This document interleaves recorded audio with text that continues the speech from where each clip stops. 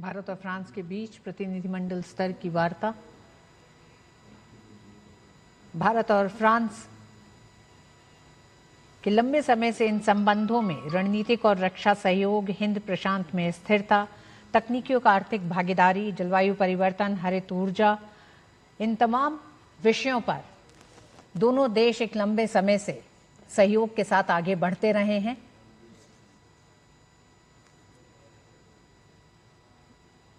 और वही सहयोग, आपसी साझेदारी जो है हम देखेंगे और किस तरीके से मजबूत होते हुए ही यहाँ नजर आएगी। और उसके साथ ही एक फोकस कहीं ना कहीं नवाचार यानी इनोवेशन पर भी यहाँ देखने को मिलेगा। ये साझेदारी हॉरिजन 2047 रोड मैप के तहत भविष्य के लिए नई ऊंचाइयों पर लगातार बढ़ रही है, जो आर्थिक, तकनीकी और सामरिक आत्मनिर्भरता के लिए भारत के लिए भी बेहद महत्वपूर्ण है।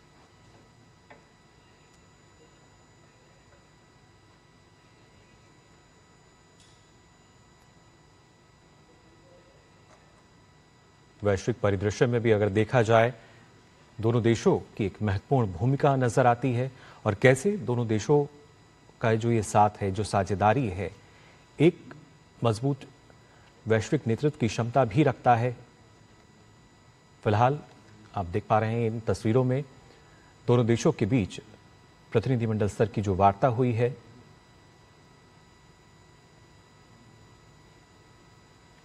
क्या कुछ खास अहम विषय जिन पर यहां बातचीत हुई है उसके बारे में भी आपको हम जानकारी देंगे। फिलहाल इन तस्वीरों में आप देख पा रहे हैं मुंबई की से तस्वीरें, जहां पर प्रतिनिधिमंडल स्तर की जो वार्ता है वो यहां हुई है भारत और फ्रांस के बीच।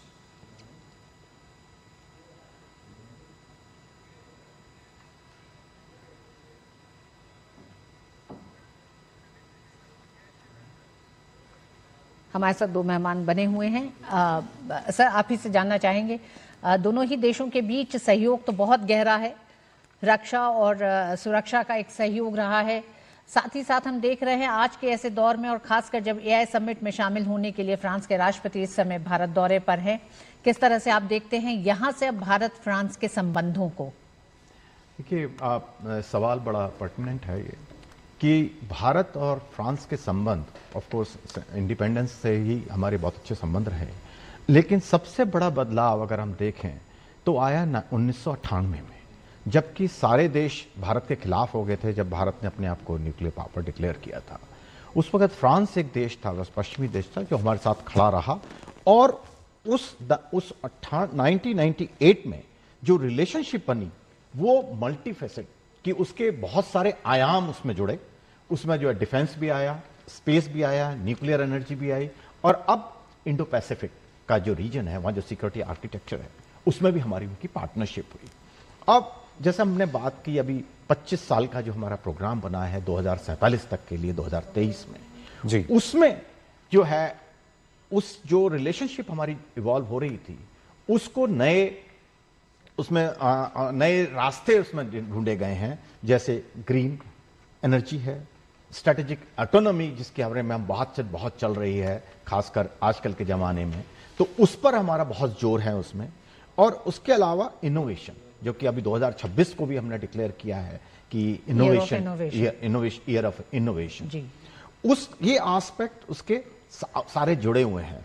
उसमें जो है, जैसा मैंने कहा, डिफेंस एंड सिक्योरिटी की एस्पेक्ट बहुत बड़ा इंपॉर्टेंट है, क्योंकि फ्रांस हमारा दूसरा सबसे बड़ा देश है जो हमें आर्मामेंट सप्लाई करता है।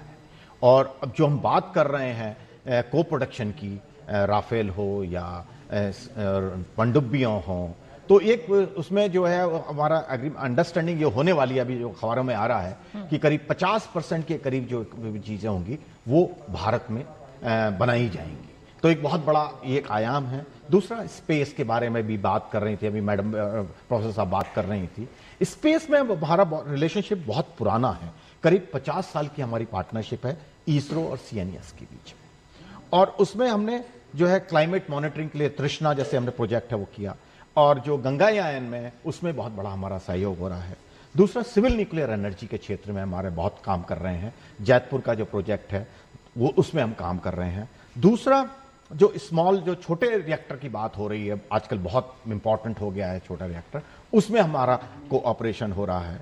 दूसरा, जो इंडो पैसिफिक की जैसे मैंने बात की, उसमें हमारी पार्टनरशिप है। उसमें हम इनका रीयूनियन आइलैंड से हम लोग जॉइंट फ्लाइट करते हैं, और उसमें हमारे जो इंटेलिजेंस शेयरिंग भी हो रहा है। तो उसके अलावा डिजिटल एआई, जिसके बारे में इसके लिए अभी वो आए भी हैं, कि उसके क्षेत्र में 2025 में जॉइंट जो है भारत ने, प्रधानमंत्री मोदी जी ने जॉइंटली उनके साथ में चेयर किया था, और अब प्रेसिडेंट मैक्रो उसके लिए शामिल होने के लिए आ रहे हैं। तो वो भी एक बहुत बड़ा महत्वपूर्ण अंग है इस सारे डेवलपमेंट का। और जो पीपल टू पीपल टाइज है, उसमें अभी 30,000 छात्रों को भारत से जाने की सुविधा दी जाने वाली है, और उसमें जो है वो उनको 5 साल का वीजा दिया जाएगा। उसमें जो है पढ़ाई करने के बाद में वो वहाँ काम कर सकते हैं। तो पीपल टू पीपल कॉन्टैक्ट, वो बहुत इसको महत्व दिया जा रहा है।